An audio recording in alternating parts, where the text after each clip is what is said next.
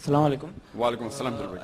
I read hadiths in Sahih Bukhari where it says about snaps, like the most heavily punished people will be photograph makers. So in this where currently where we stay, it's not possible to avoid photographs completely because you require photographs for everything. So how do we act on these hadiths as well as be Sharia compliant? That's a question that the hadith in Sahih Bukhari that the people who will be punished maximum are the photograph makers.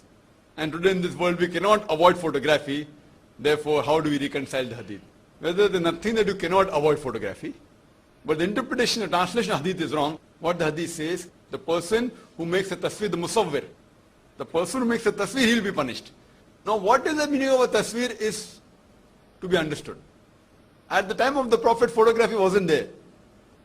So there's a difference of opinion between the scholars whether the prohibition is on photography or other thing.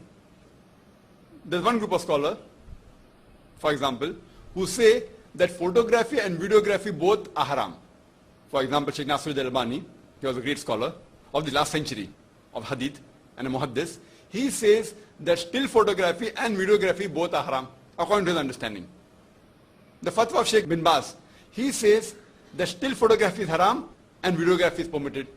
Sheikh Utaymi, his fatwa is that as long as it doesn't go outside the fold of Islam, within the purview of the Islamic Sharia, still photography and videography both are allowed.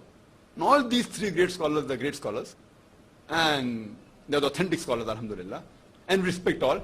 But Allah says in the Quran, فَاسْأَلُوا أَهْلَ الذِّكْرِ إِن كُنتُمْ لَا تَعْلَمُونَ, in Surah Nahl chapter 16 verse 43, that ask the person who knows. So these are great scholars of hadith, but photography is a science. And what they say, that since the Prophet said, tasveer is there, and today in Arabic, for photography also the word tasveer is used. But at the time of the Prophet, photography wasn't there. So what scholars say, because tasveer is mentioned, and today the word tasveer is used, photography, therefore photography is haram. See, the language keeps on developing. So we have to first try and identify what was prohibited in Islam. That's more important rather than the word, what it meant that time. So since that time photography wasn't there, you cannot say for sure that the word tasveer means photograph. Though today, in Arabic, the word tasveer is for photograph. So many of the words, for example, utilized at one particular time, it keeps on changing by the passage of time. Those scholars who say that photography is permitted, what they say, that what the Prophet prohibited is the hand painting. I'm not talking about those scholars who have gone way away from Quran Hadith. They say that sculpture is allowed and everything. I'm talking about the authentic scholars. There's a difference of opinion among the authentic scholars. What they say, that what the Prophet prohibited, what is done by hand. And the Hadith says that a person who makes a tasweer, makes a painting, Allah will ask him on the day of judgment that put life into it. But naturally they can't. So making a picture, a painting of these living creatures like animals and human beings is prohibited. What happens in photography is nothing but a reflection which is preserved on paper. Prophet Muhammad sallallahu alaihi wasallam, he never prevented the Sahabas to look in a reflection in the water while combing their hair. He never prohibited them to look in a mirror. So looking in a mirror where reflection is there is not prohibited. In photography, the reflection is preserved. So scholars say that photography per se is not haram. But if you use photography for wrong things, like idol worship is haram. Using photography for obscenity, for pornography is haram. Using photography making a big blow up of person, like Amitabh Bachchan, Gavaskar putting in a drawing room, that leads to idol worship is haram. So photography per se is not haram, but using photograph for wrong purposes is haram.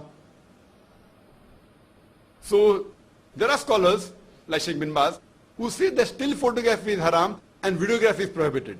Now since we are in the field of media, I am aware that videography, the shooting, is nothing but still photography moving at a speed of 25 frames per second or 24 frames per second.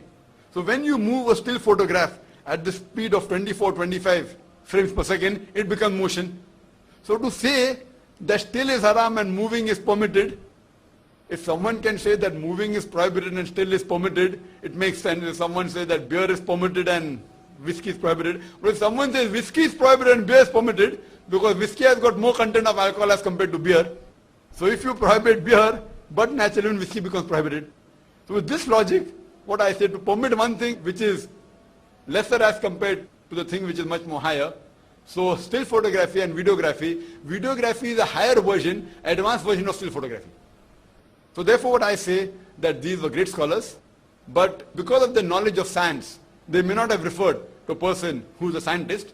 I believe more with the fatwa of Sheikh Utaymi, who says that still photography and videography per se is not haram.